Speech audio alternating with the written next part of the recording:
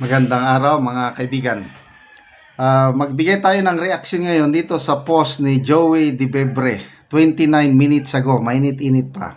Sabi niya, nagmaoy na naman si Auntie Claire sa press con kanina. So, ano ba yung nagmaoy? Paki-comment man ko no, kung parang hindi ko alam ang ibig sabihin ng nagmaoy. So, nagbasa ako sa mga comments. Diyos me, makainit sa ulo, sumabay pa siya sa init sa panahon. Ulit-ulit.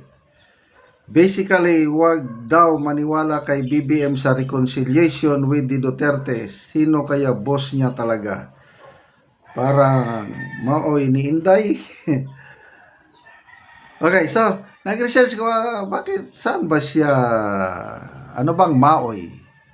Nainis? Napikon? Okay.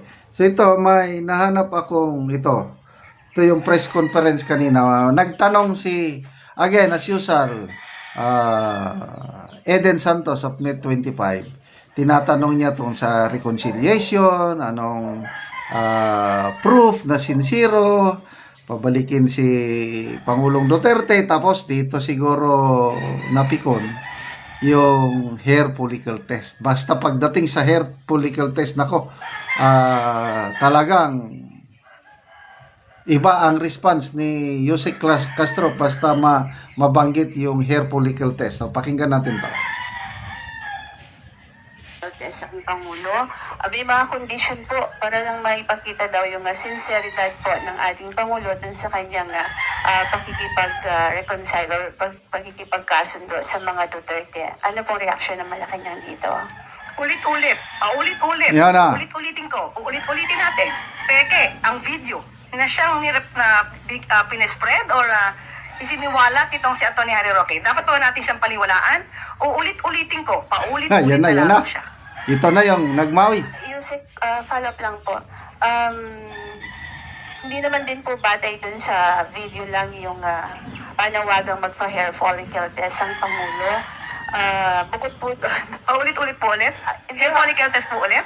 Ayun po yung ilan sa tingin nyo ba meron silang karapatang magbigay ng kondisyon kapalit nung sinasabi po ng Pangulo natin na para makipagkasundo? Ang pakikipagkasundo po ay para sa taong bayan, hindi para sa personal na interes ng iba. Alalahanin po natin, maliwanag at uulit-ulitin ko ang sinabi ng Pangulo. Sa lahat ng tao, gusto niya pong makipagkasundo para magkaroon ng stability, magampanan ang dapat magampanan at hindi madiskaril ang trabaho ng gobyerno. Ayaw po niya ng away. So, ang awayan na to, ang siya nagpapabagal sa trabaho Ayaw niya ng away, gobyerno dahil puro paninira. Puro fake news na natatanggap ng Pangulo. So, ang pakikipagkasundo sa lahat, hindi lamang para sa mga Duterte, ay tama lang po na gawain ng Pangulo bilang ama ng bansa. Magsasakripisyo na siya kahit siya na po yung sinisiraan. Kahit siya na po yung binibigyan ng maling kwento at binibigyan at ginagawa ng peke na video. Yan po ang dapat na gawin talaga ng isang ama ng bansa. Salamat Wow. po. Eden Santos, Ayan, ulitin natin yung tanong ni Eden Santos. 25. Bukod po dun sa issue nung pagpapauwi ng Pangulo, kung talagang sincere daw po siya dun sa pakikipagkasundo sa mga Duterte, baka pwede rin magpa-hair follicle test Yun! ang Pangulo. May mga condition po para lang maipakita daw yung sinceridad po ng ating Pangulo dun sa kanyang pakikipag-reconcile or pakikipagkasundo sa mga Duterte. Ano pong reaction ng Malacanang dito?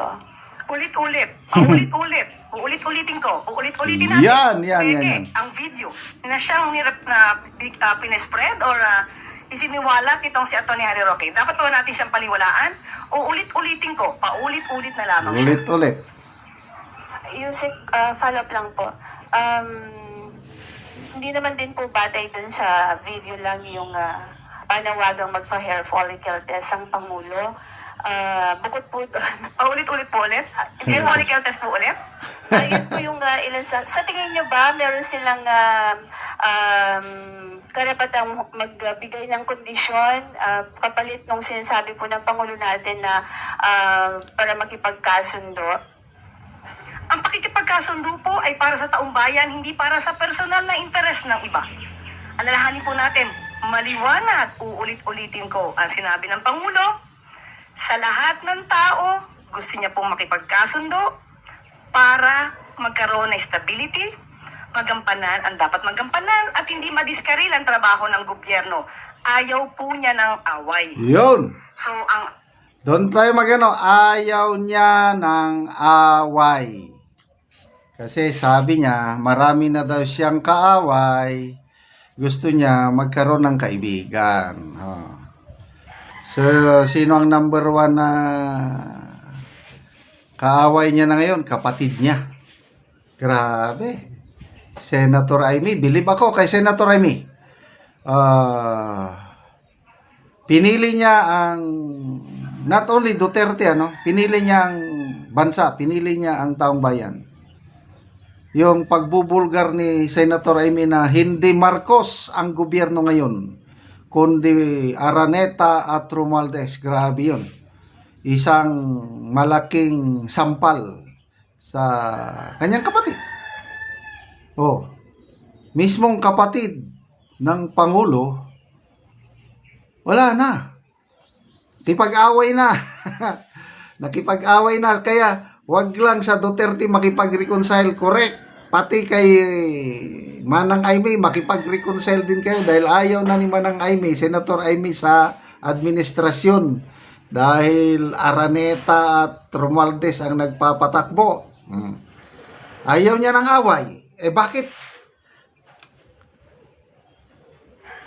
Kung before election, kung medyo divided na, medyo kayang-kaya pa. Ito, ang nagpalala sa away, dalawang kagagawan ninyo. Yung pag-impeach kay VP Sara at pag-kidnap kay PRRD.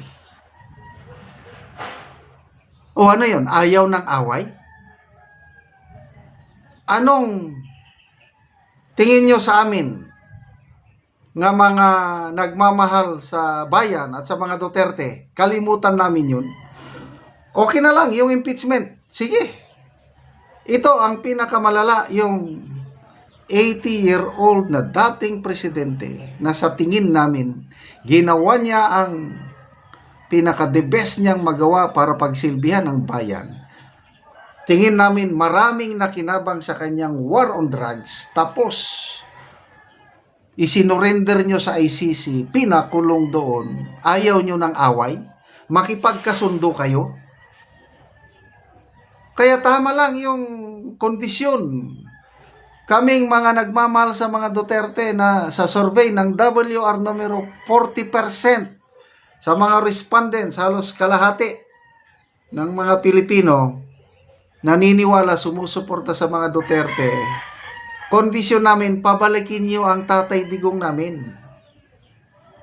Then of course, yung hair follicle test para once and for all matapos na yung issue tungkol sa pulburon.